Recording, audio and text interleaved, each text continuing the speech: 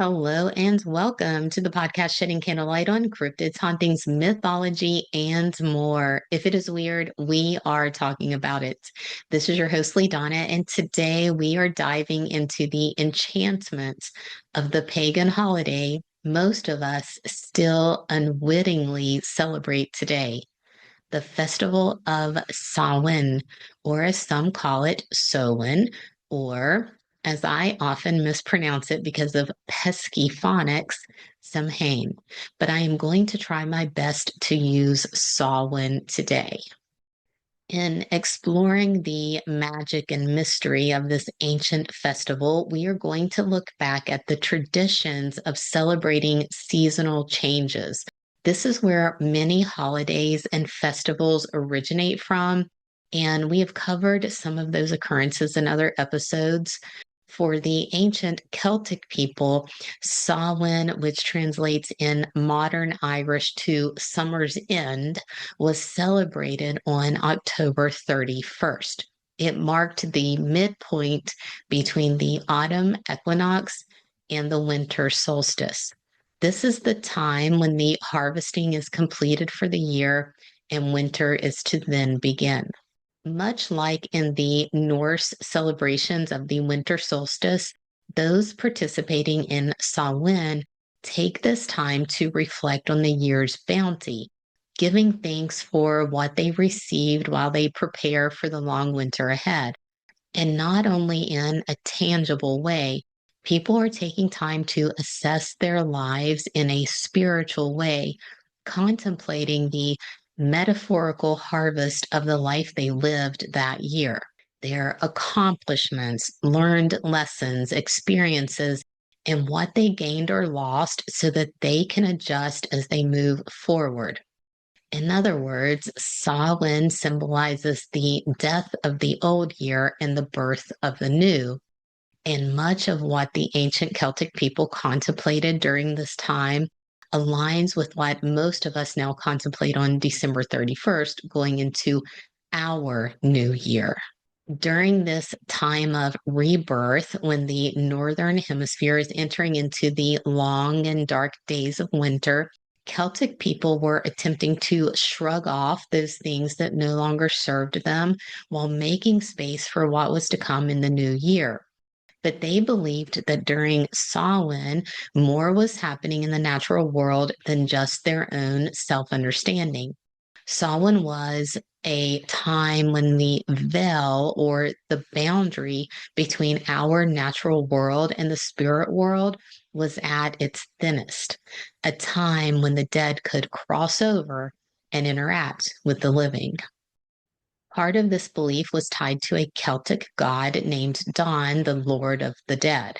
It was believed that he would gather the souls of any who died throughout the year, and then on October 31st, Samhain, the eve of the Celtic New Year, this Lord of the Dead would take these souls across the land to begin their journey to the other world, what most of us would now know more as the underworld or hell's territory. So during Samhain, there was a parade or march of souls, if you will. It is for this reason that Samhain was a unique opportunity for the living to honor their dead. This is when people would pay their respects in varying ways, some of them being setting a place at the dinner table for lost loved ones, or creating altars with memorabilia and even offerings for the spirits they hoped would visit them. So the spirits would be appeased and the living could then converse with their loved ones, seeking their guidance and wisdom. This is where rites and rituals may have been performed to call forth certain spirits, and where druids come into play, druids simply referring to Celtic priest or priestesses. Now, as we get a little deeper into this, I want to do a candlelight version of defining a few terms for you. Those terms are Gaelic, Celtic, and pagan. In connection with Samhain and other festivals, you will hear these words used interchangeably, and here's why. Gaelic refers to specific languages within the Celtic world. Celts refers to the broader cultural group, especially as people coming from lands now called Ireland and Scotland, and even parts of England and France. Pagan simply refers to the religious practices of pretty much any pre Christian culture, including the Celts. So, pagan is a melting pot of religious practices and does not refer to one specific culture or even any set of specific beliefs, rituals, or festivals. Based on what we know today, Samhain traces back to before the time of the ancient Celts. In 1930, a place called the Hill of Ward was discovered. This is a site in Ireland located in Boyne Valley in County Meath, where a fort that dates back to the Iron Age around 1200 BCE is located. I am probably going to cover this location on a Patreon because there are some interesting stories about ancient flying machines in this location. But for now, we are going to focus on the evidence that early peoples were in this area and celebrating Samhain. There's evidence of large-scale burning and animal sacrifice, which we'll talk about later because it is what is found at other ruins near the Hill of Ward that is truly spectacular. The nearby ruin, known as the Mound of the Hostages, dates back over 5,000 years, predating the Hill of Ward, predating when we thought the ancient Celtic people were dominant in the area. But this mound, its inner chambers and passageways, are aligned with the sunrise on Samhain. So when we are talking about these customs, think about the history, about the why, because today we celebrate many things without really taking any of it to heart. We have rituals and routines, but everything is usually a bit surface level. And I think it is because we are so detached from the earth. We no longer honor the sun because if we want light, we flip a switch. But if you are paying attention to science, you know these lights we are using are detrimental to our health. And yet, that is a tale for another day. Even though we now know that Samhain predates either the ancient Celts or that the ancient Celts predate our modern knowledge, or we just keep trying to classify people who refuse to be put in a box, most of what we know about the rites, rituals, and festivities of Samhain do come from what we call the time of the ancient Celts. So that is what we are diving into now. Ancient Celtic people often referred to this period marking the end of the harvest season and the beginning of winter as the start of the year's darker half.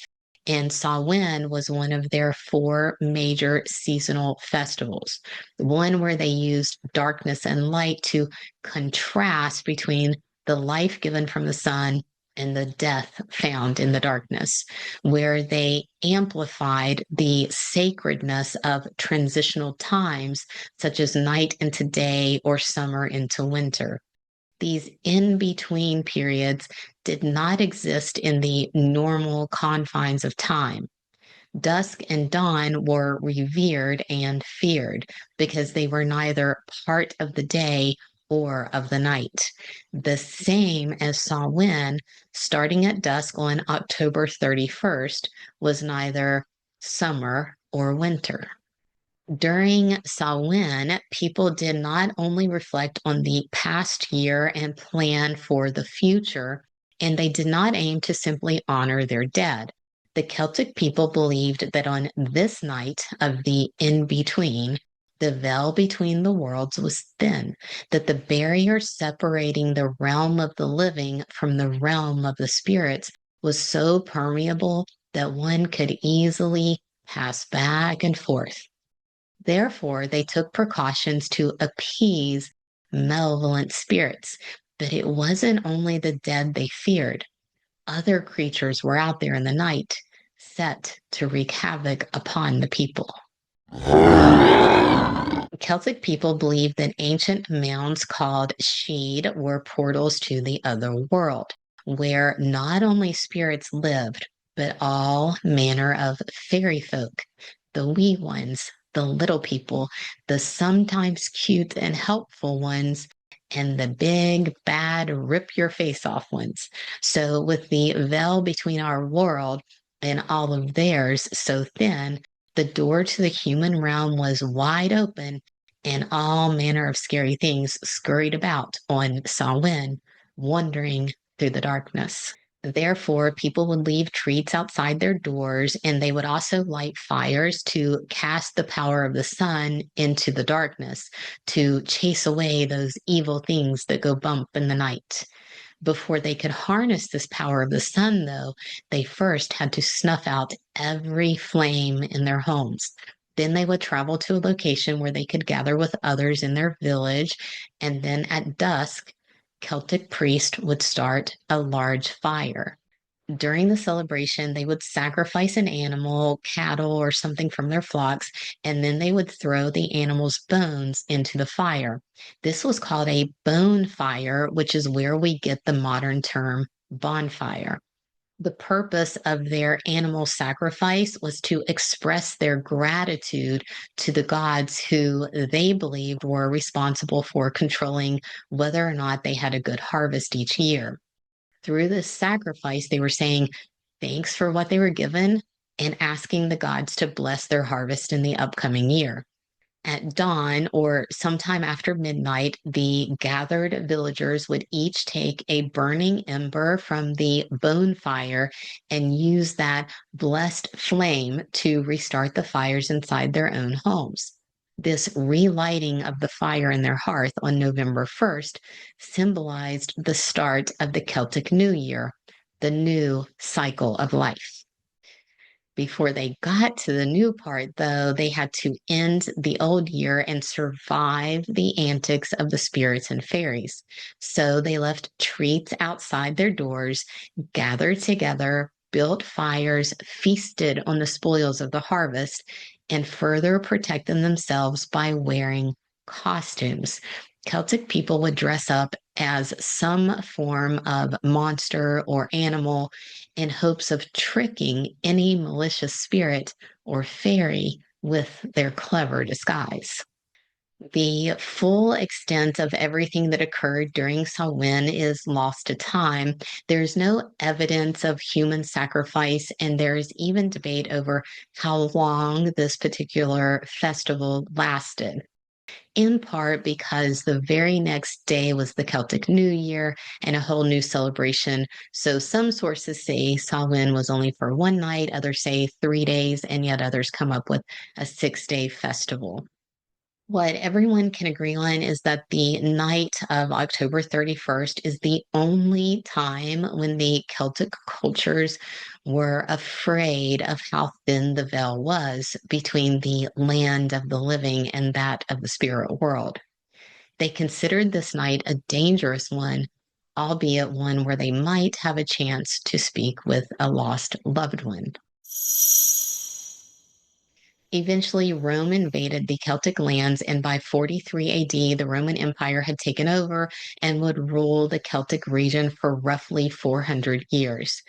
As is customary when one people group conquers another, the Celtic festivals began to be overwritten by Roman customs. Samhain faded away, becoming mixed with two main Roman holidays. In late October, the Romans honored their dead during the festival of Feralia. Then they celebrated Pomona, the goddess of fruits and plants. She was represented by an apple and rolled into this now larger umbrella of celebrating what was once Samhain for the Celtic people. So when you bob for apples this year, think about the goddess you're taking a bite out of. Later, once Christianity got a foothold in the world and began to dominate every other religion, Samhain was further taken over with name changes and reason changes. It became less about celebrating the harvest and change of seasons, and instead became a day to celebrate Christian saints and martyrs. Originally, All Martyrs' Day was celebrated on May 13th after Pope Boniface IV dedicated Rome's Pantheon on that day in 609 AD. However, as is commonplace, another pope changed the date so that they could attempt to swallow up and claim the remaining vestiges of Celtic and Roman influences. Pope Gregory III moved the All Martyrs' Day celebration to November 1st and enlarged the celebration to include saints, renaming the whole thing All Saints' Day, making October 31st All Hallows Eve.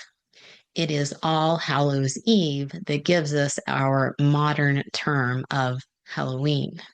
Furthermore, in 1000 AD, the church declared that November 2nd was All Souls' Day, the official day to commemorate the dead, an attempt, no doubt, to further remove power from the Celtic people and their beliefs. They even celebrated All Souls' Day in very similar manners as the Celtic people celebrated Samhain, with fire, costumes, and treats. The church began to encourage something called soul cakes. This was a custom where the poor residents would go door to door begging for food. The families inside the homes would provide them with a little cake if the person receiving the cake would agree to pray for the family's deceased loved ones. This was apparently devised as a way to replace the Celtic custom of leaving treats of food and drink out to appease wandering spirits. These soul cakes are what we here in the United States would call cookies. They are basically a spice cookie with usually some currants or raisins mixed in. Progressing further through time, this soul cake activity was turned into going a souling, and kids then became the ones running door to door looking to receive treats of food or money. And the traditions keep evolving depending on where you live, what religions have controlled the area where you live, and what your family believes, doesn't believe, or doesn't care about.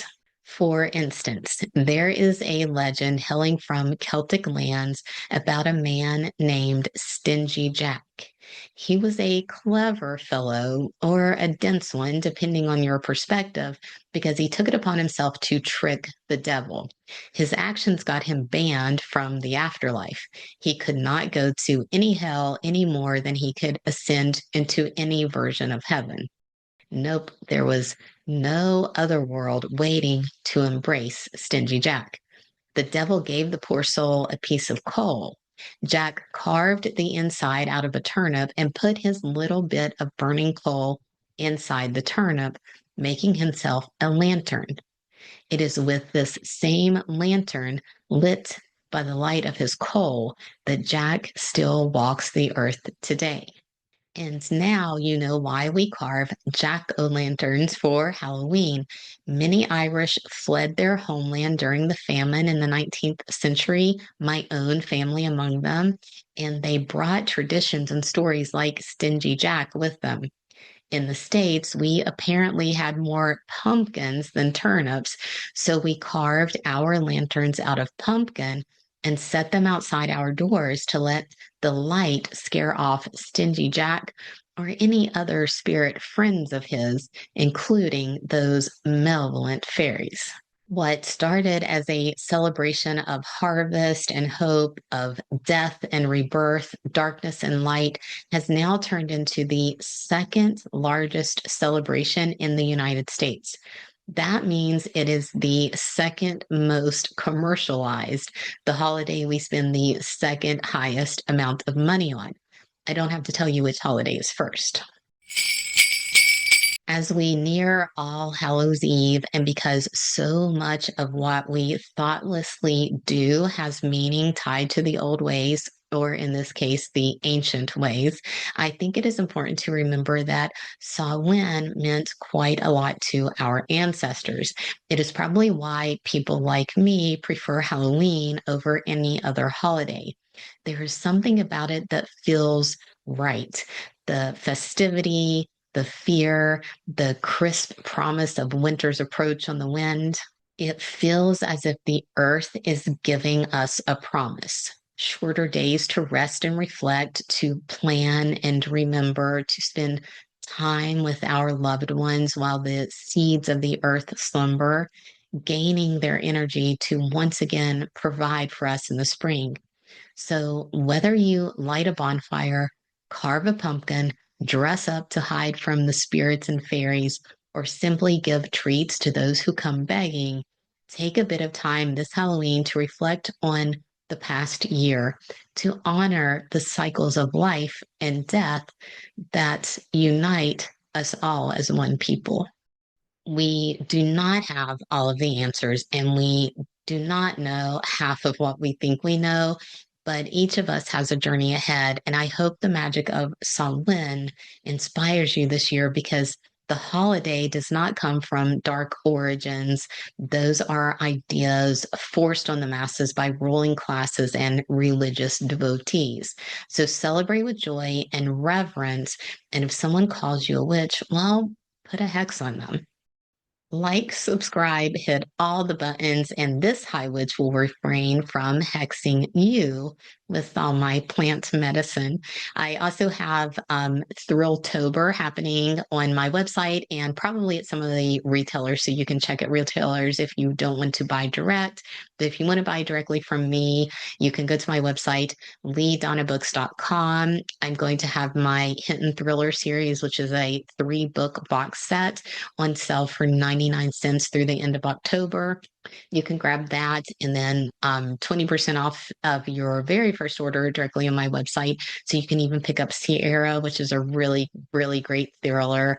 And I appreciate that. I'd love to hear from you guys. And I really love the feedback that I get from the Hidden Thriller series box set and also from Sierra. It's so good. You have to wait until the end of Sierra to really judge that book. And I'm glad that so many of you love it the way that I love it. I'm pretty sure it's the best book that I will ever write. But anyway, I appreciate you guys. And until next time, happy Halloween.